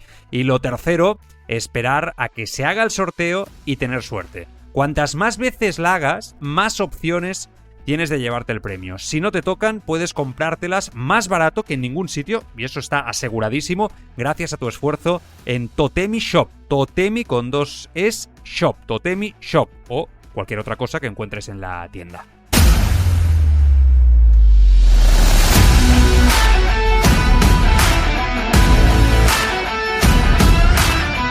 Semana de previa de Gran Monumento con Lieja en el horizonte, de las Ardenas, con mucho comentar después de Oran Camino y con rumores sobre Pol Seixas y números. Y ahora lo vamos a bajar todo a la tierra. Como siempre, muy bien acompañado con mi compañero en la cadena COPE, Eri Frade. ¿Qué tal, Eri? Muy buenas, ¿cómo estás? Muy buenas, muy bien, muchas gracias. Nada, un placer tenerte por aquí también. Igual. Y David García, como siempre, del Maillot. David, ¿qué pasa? Muy buenas, ¿cómo estás? Muy buenas, ¿qué tal? Pues perfectamente. Bueno, un placer. Vamos a analizar y entramos en materia. Enseguida vamos con las Ardenas, con lo que pasó en la Amstel, con Oran Camino, con Lieja, pero hay un nombre que precisamente va a ser protagonista esta semana, que es el de Pol Seixas. A ver, en Francia se está hablando del rumor de si se va a UAE, a Red Bull, a Visma. Se habla incluso de que Macron se va a involucrar, ¿no?, para que no se vaya al Decathlon y se quede en un equipo francés, en este caso su equipo, Decathlon. Se sigue hablando mucho, pero se están hablando de cifras y algunas cifras asustan. Se dice que el representante de Pol Seixas está pidiendo 8 millones de euros por temporada, que precisamente es lo que se dice que gana Tadej Pogačar, un poquito más, creo que son 8,3, 8,5. 8 millones por temporada. Y quiero saber vuestra opinión al respecto, porque es un tema que creo que va a dar que hablar y evidentemente el ciclista está en el mercado, ¿eh? Eso yo creo que es una evidencia. Eri, te escucho a ti para empezar. ¿Cómo lo ves? Es mucho dinero, ¿eh?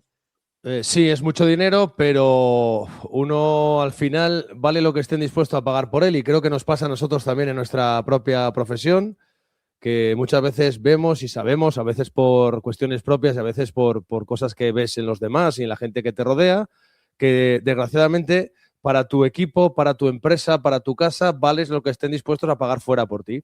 Y este chaval es evidente que tiene algo, debe tener unos números brutales que la gente del mundo maneja. Y es evidente que se ve como, no sé si la kriptonita del tirano de todo esto ahora mismo, que está de Pogačar, pero sí como a lo mejor el ocupador del trono a posteriori. Cuanto antes le ates, mejor. Y los contratos largos en el ciclismo para este tipo de figuras emergentes están ahí, cada vez son más habituales, con el riesgo que ello supone también, como pasa en cualquier otro deporte. Pero vamos, este chico es que es muy joven y ya es un ganador.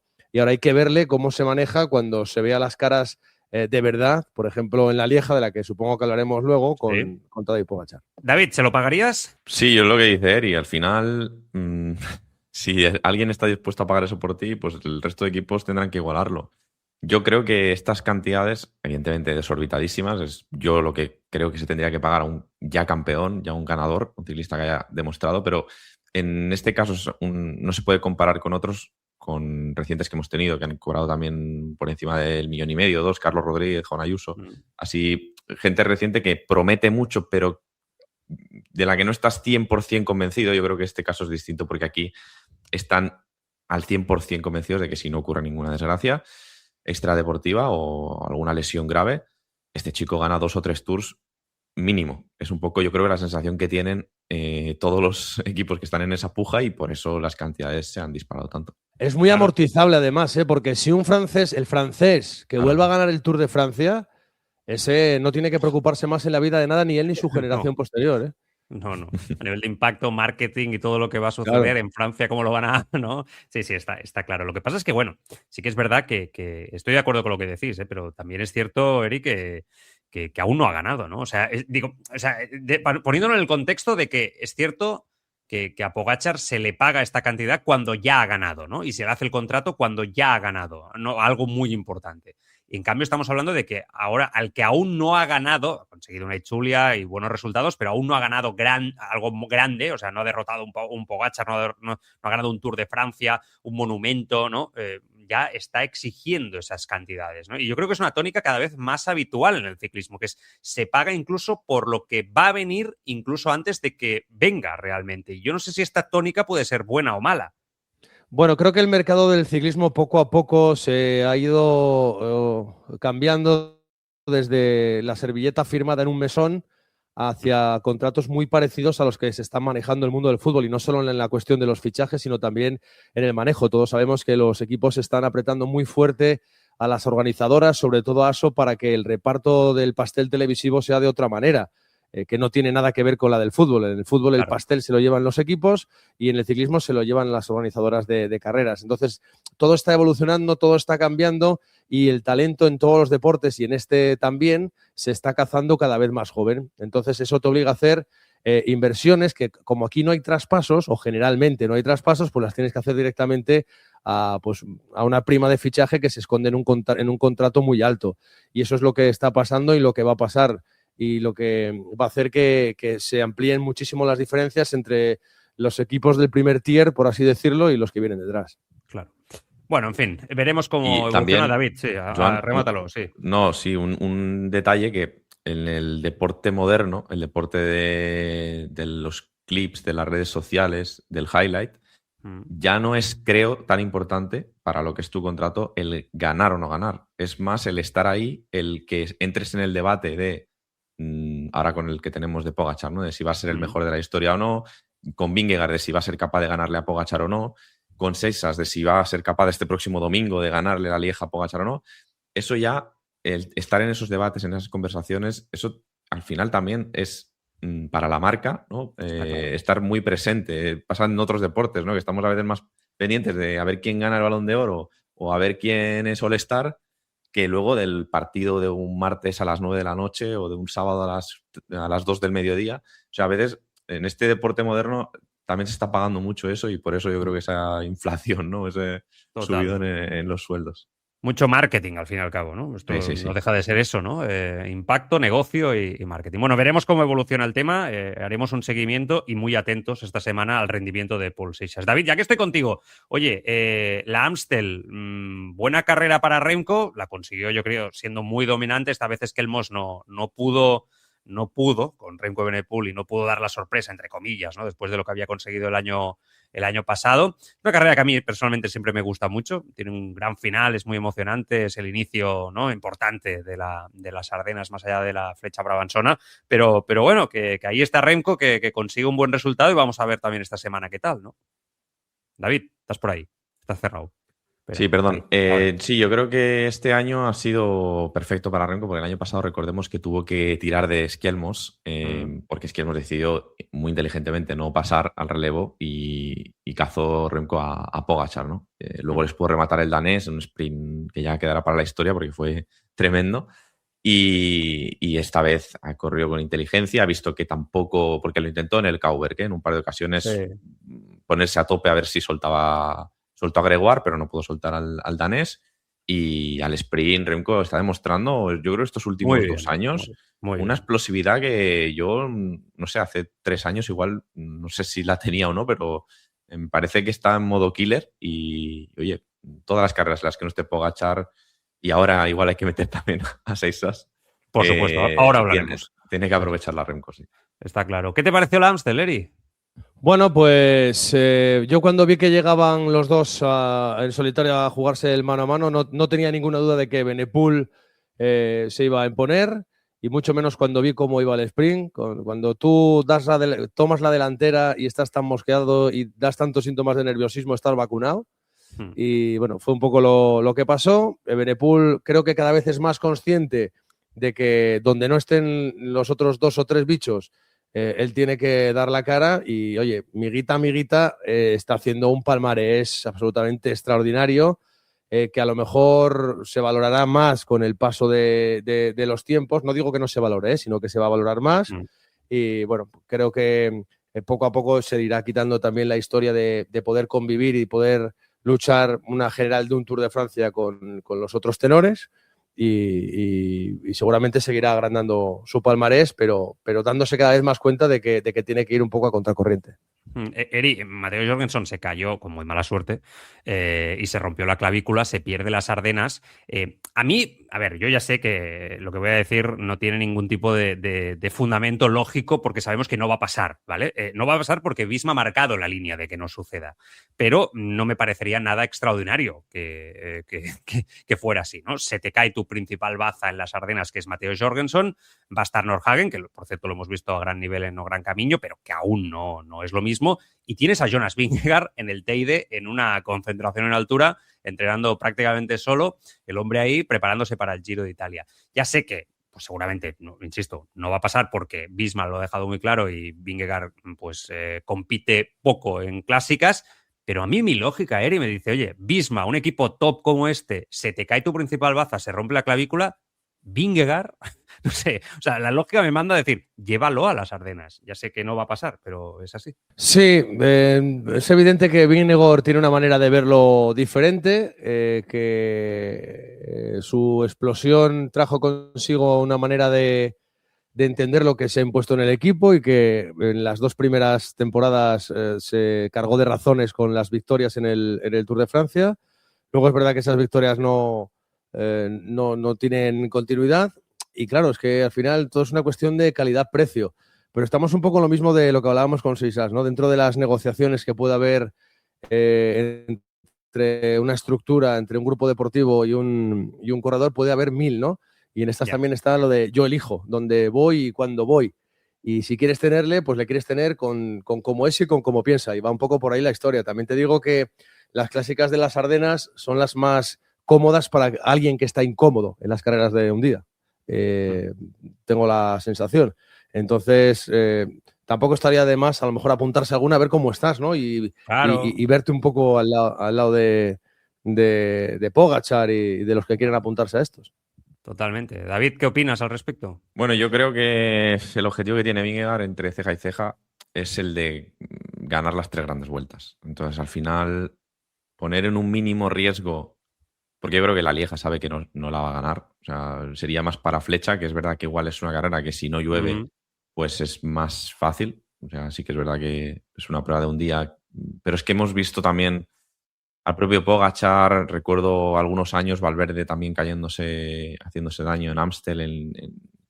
O sea, creo que son carreras en las que tienes que tener muy claro que estás muy bien y para presentarte ahí, ¿no? Y evidentemente sería uno de los favoritos a Flecha, pero es que ni siquiera creo que fuera el máximo favorito, porque van a estar Sexas y Remco, que igual son un puntito, no sé, o igual por lo menos de explosivos. Es que son rampas muy duras, pero yo entiendo la decisión de Visma. Mira, se te ha caído tu líder. Pues bueno, mejor no arriesgar y llegar bien al Giro. Recordemos que además Vingegaard tiene Giro y luego Tour, con lo cual es importante también que todo el planning a nivel de fatiga, desgaste, lo lleven a rajatabla para no llegar quemados al inicio del Tour o a la segunda semana del Tour. Entonces, bueno, es que puede hacer historia Vingegaard este año. Puede conseguir las 3 grandes antes que Pogačar y ser el octavo en la historia que se mete en esa lista. Yo entiendo que vaya all-in al Giro. Sí, está claro, pero claro, que impacta que un equipo como Visma, si pierde su baza, no tenga una alternativa más potente en un momento tan clave de la temporada y con el impacto que tiene Visma también en estos países, ¿no? A nivel de esta semana clave, ¿no? De monumentos. En fin, insisto, no va a pasar, pero el debate está ahí. Os tengo que preguntar por la victoria de Paula Blasi en la Amstel, Eri, porque, ojito, con esta chica la victoria es de un nivel estratosférico por cómo sucede. No tenía ni previsto correr la prueba, decía ella después de ganar Amstel, y es un resultado histórico para el ciclismo español. Bueno, y tan histórico como que ningún nacida en España había ganado allí.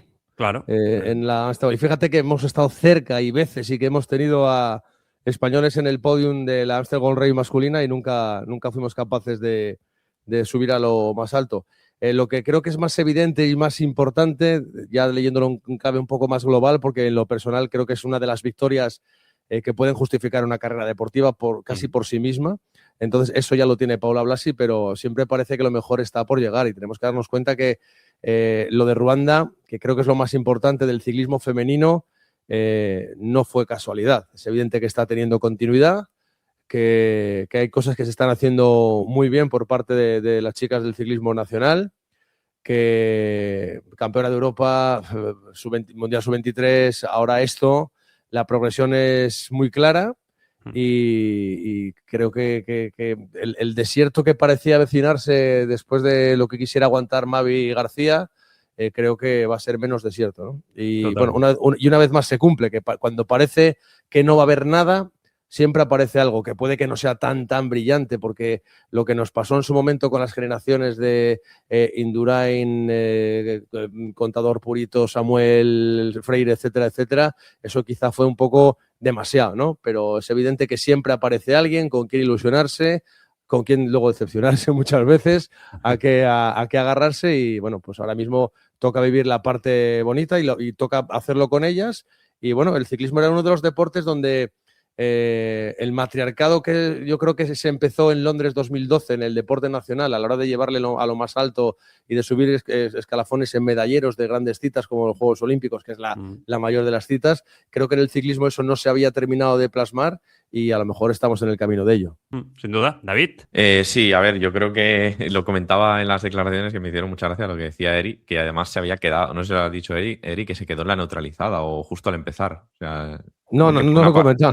Por una parte, lo que decía Eric, que no tenía planificada la carrera, ¿no? Que va a última hora, pero es que además ella dice que lo típico, ¿no? Que primera rampita y te quedas y dices, bueno, pues hoy a dar un par de bidones y abandonar, ¿no? Y de ahí a ganar. O sea, es impresionante, la verdad. Es verdad que los cuerpos muchas veces de viaje a última hora, pues no estaba aclimatada, el primer calentón le cuesta más y puede que sea una ciclista más diésel.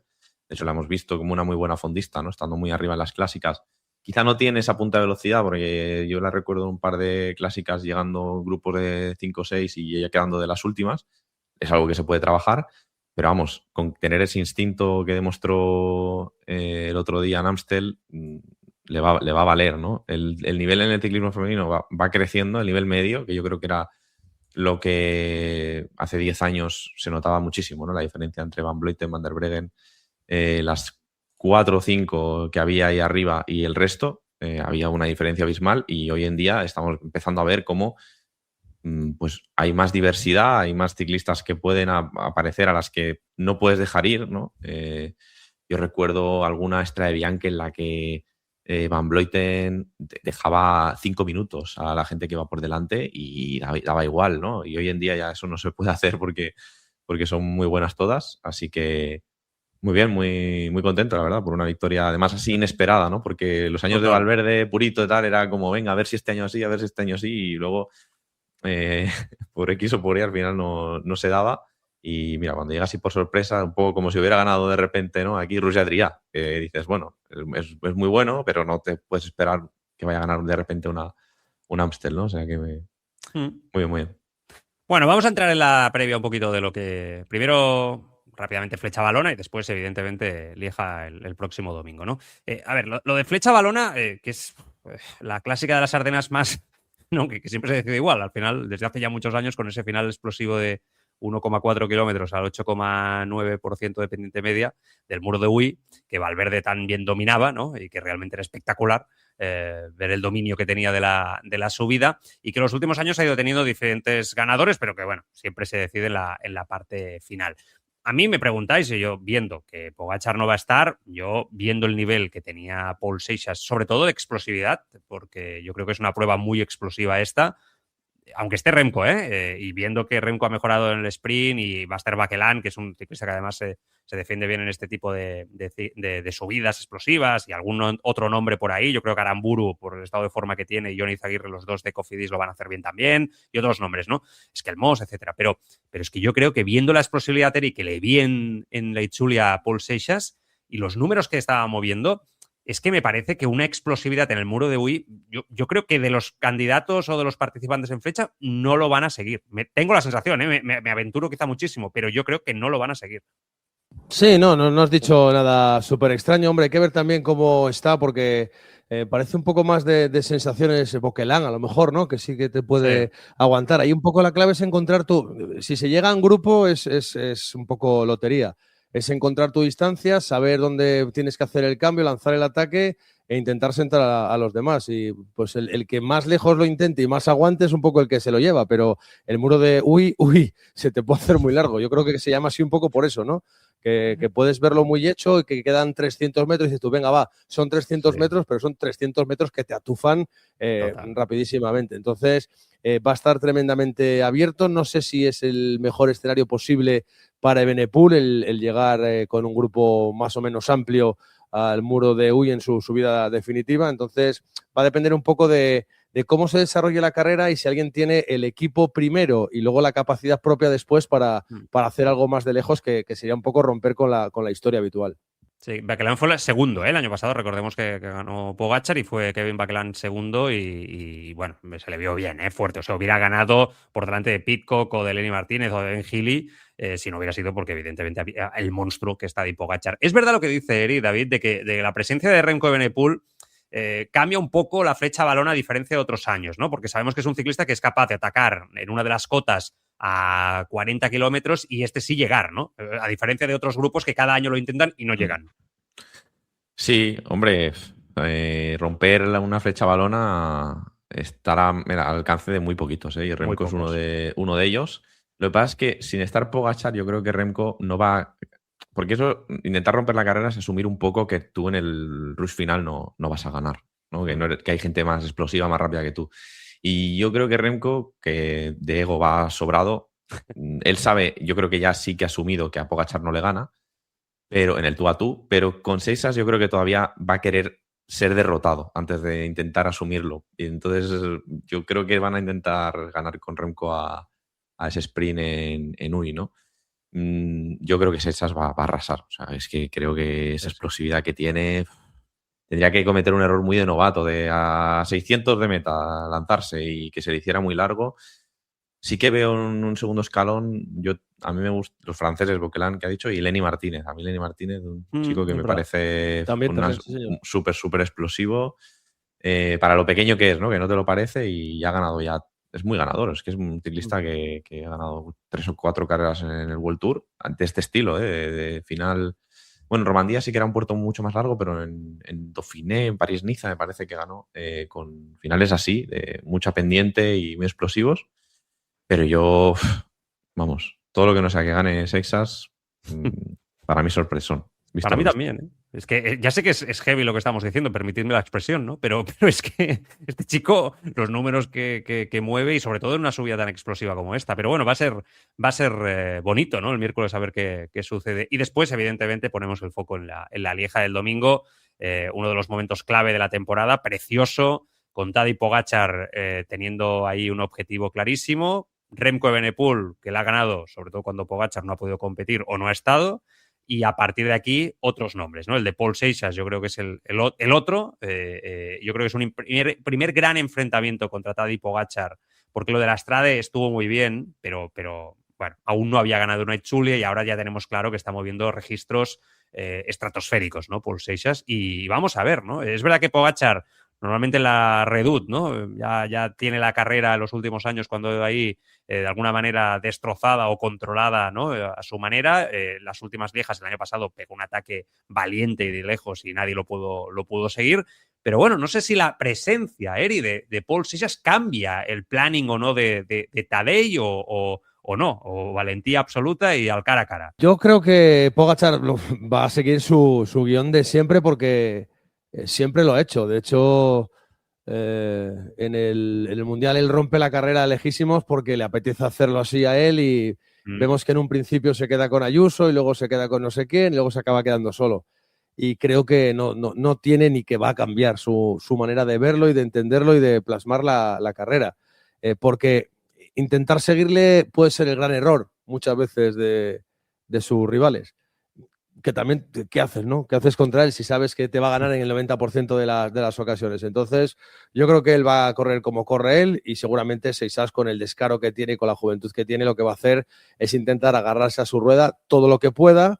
Si se queda con él, intentar darle los menos relevos posibles, como haría cualquiera, y a partir de ahí, pues, a cara de perro. ¿Qué, David? El año pasado, recordemos que Remco Evenepoel no pudo seguirle y acabó, no sé, 50 o así. No, ahora hablo de memoria, pero súper lejos. Sí, a ver, yo aquí ya sí que cambia para mí la historia, porque Pogačar sí que, bueno, en Strade Bianche, ¿no? La única referencia que tenemos, le ganó. Pero yo pienso que va a llegar el día, y no digo que vaya a ser este domingo, pero bueno, va a ser un día en el que compitan los dos, evidentemente. Va a llegar un día en el que Seixas va a ser capaz de seguir a Pogačar. Es mi sensación. No sé si de ganarle, porque cuidado con el sprint, la velocidad también que tiene Pogačar. sobre todo además después de acumular tanta fatiga, que es un elemento distintivo que tienen los monumentos, pero es que yo creo que Seixas, con 19 años, porque es que claro, obviamente si hablamos dentro de 5, es evidente, Pogačar tendrá 32 y Seixas tendrá 24, estará en un momento espectacular viendo su progresión, pero ya ahora yo creo que estas distancias las asimila muy bien Seixas, de 260 kilómetros. O sea, es mi sensación, que no es como el típico joven que dices, no, es que, por ejemplo, del Toro el año pasado, todas las etapas del Giro que se iban por encima de los 200 kilómetros, lo pasó mal. Perdió tiempo o no se le vio tan pletórico, siendo un supercrack, evidentemente. Pero es que a este, no sé, la sensación es que igual Lombardía el año pasado, pero quedó sexto o séptimo igualmente, pero el Campeonato de Europa fue tremendo como aguantó y para quedar tercero, es que eso es otro nivel. Igual estamos exagerando, sobre reaccionando a lo que hemos visto en Itzulia, pero es que lo que hemos visto en Itzulia es que yo no lo he visto nunca, de un adolescente casi. No sé. Es que es muy, muy, muy brutal, ¿no? Por decirlo de alguna manera. Lo que pasa es que me llama la atención que ponéis a Remco en un escalón por debajo de Seixas, ¿no? Claramente. O sea, ¿no? Los dos, ¿no? Entiendo, Eri también. O sea, entiendo que lo ponéis a Pogačar arriba, entiendo, pero... Dime. Para este tipo de carreras, yo creo que sí. Yo creo que sí. Y es verdad que él está criado en el tema de las clásicas y tal, pero es que para mí el hecho de que haya más o menos piedras cambia mucho la película. O sea, si tú, y luego también los desniveles, si tú a la París-Roubaix a las piedras les pones inclinación, la gana Pogačar seguro.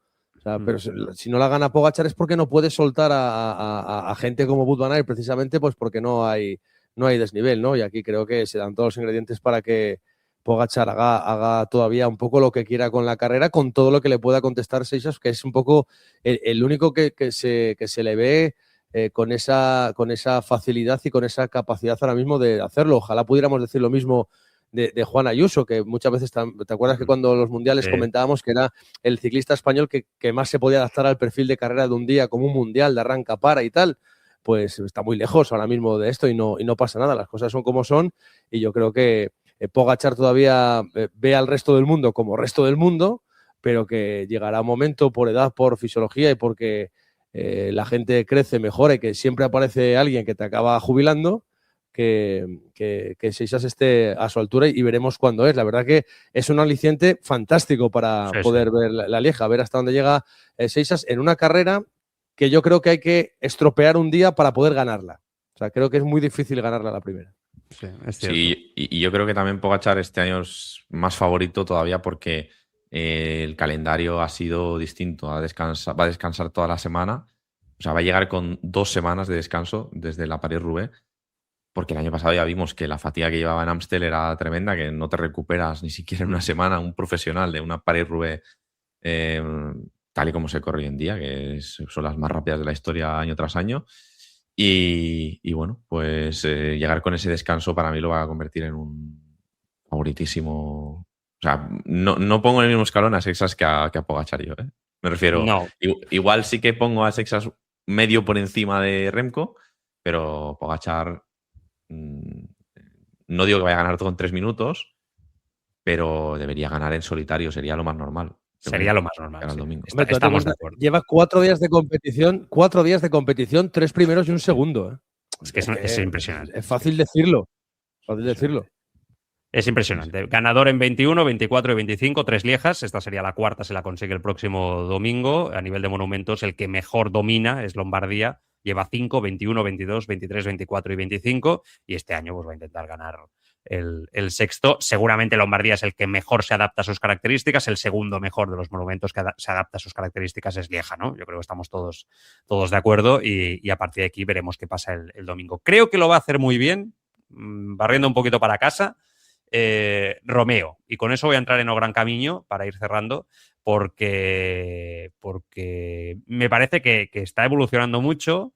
El detalle del último día aguantando en Montetrega, con Adam Yates, con Nordhagen, con Pinarello, ¿no? Al final de la etapa, en una subida durísima. ostras, a mí me hace pensar que este chico quiere estar ahí, ¿no? Pese a sus características físicas y pese que ganó una etapa con ese motor que tiene, que cuando se va pues es muy difícil y pocos ciclistas, ¿no? En el pelotón tienen esa capacidad para aguantar un ritmo constante en terrenos pestosos o en el llano vuela, evidentemente en la crono, etcétera, pero es que además se está esforzando para en su vida ir mejorando y cada vez se le ve mejor y yo creo que en la Lieja va a estar muy bien. Iván Romeo, que a mí personalmente, yo lo tengo que decir, me encanta y aún no sé dónde está su techo, Eri. Bueno, hay que ver cómo rompe, ¿no? Y hacia dónde rompe, a mí me da la sensación, y eso le puede dar muchas cosas y muy buenas y diferentes, que está cuidando mucho la especialidad de la contrarreloj, no la está descuidando en favor de otras cosas, y eso me parece muy bien porque España está muy lejos de tener buenos contrarrelojistas para luchar por las cosas en los grandes eventos, y creo que Romeo ve por ahí una posibilidad de hacer algo gordo en algún momento de su carrera deportiva. Y bueno, también es verdad que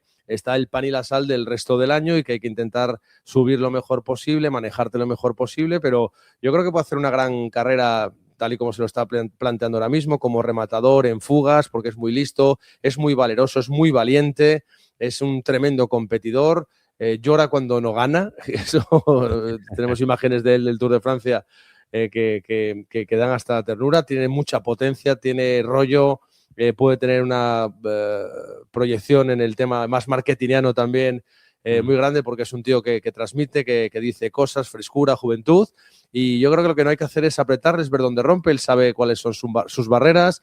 Ya lo vimos también el año pasado en el UAE Tour, como ¿cómo se llama la montaña aquella? Jabal Fett se llama, algo así, ¿no? Sí, Jabal Hafid. Sí, Sí. algo así. Que lo intentó por todos los medios, y el defenderse, y es muy difícil defenderse contra los escaladores más puros. Y bueno, pues creo que forma parte todo de un aprendizaje, pero es un aprendizaje que se está produciendo ya con resultados, que es lo más importante también para una estructura que necesita también éxitos para motivar, para presentar al patrón, para que esté convencido y para seguir creciendo con una apuesta y una reconfiguración del equipo hacia el talento español accesible en el plano económico, que creo que le está yendo bien y que le puede ir muy bien a lo largo de todo lo que queda de temporada.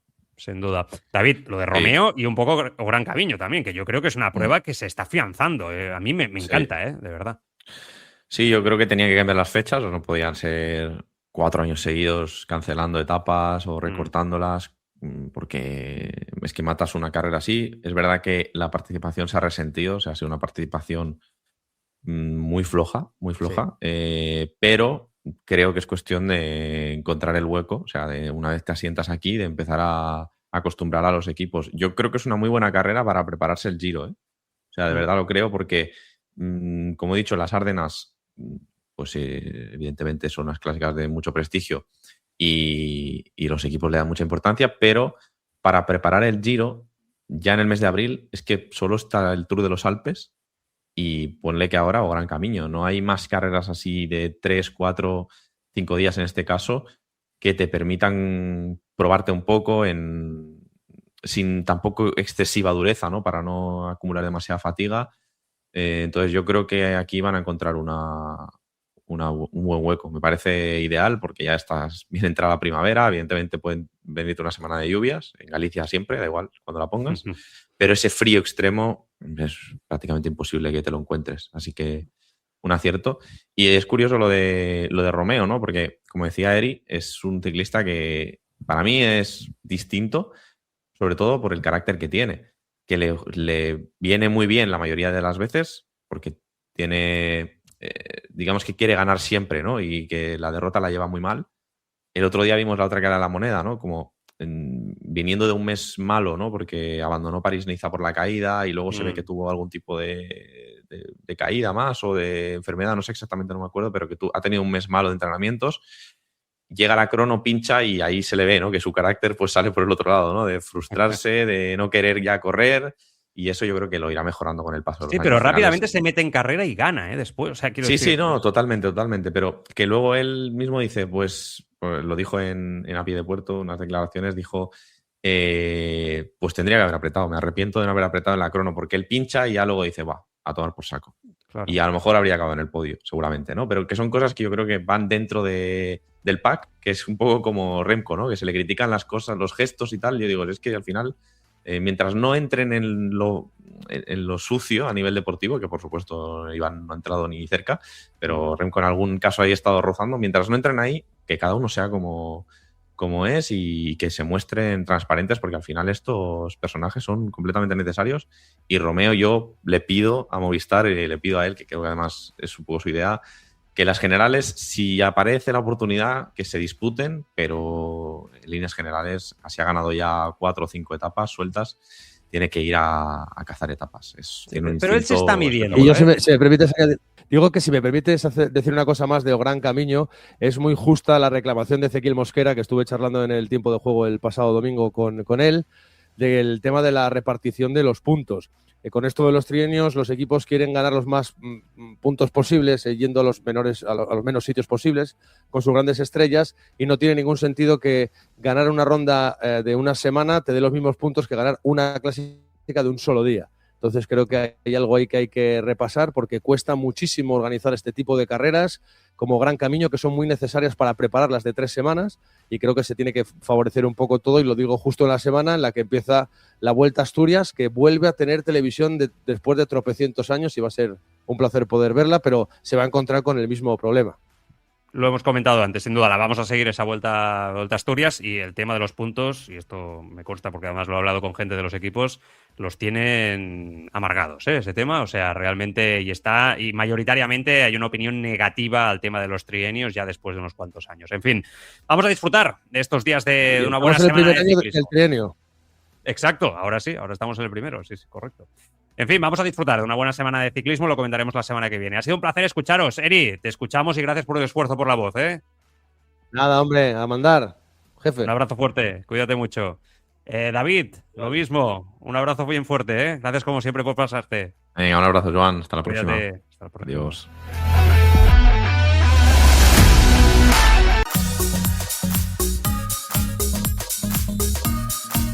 Lo dejamos aquí, volvemos la semana que viene con más cositas en Escapa Podcast, comentando como siempre la actualidad ciclista. Cuidaros mucho, gracias por estar ahí, adiós. Esto es Escapa Podcast, con la colaboración de Tiendas Escapa, Mega Row Bar, la mejor suplementación deportiva para ciclistas, y Totemi, la app para ciclistas que transforma tus kilómetros en premios.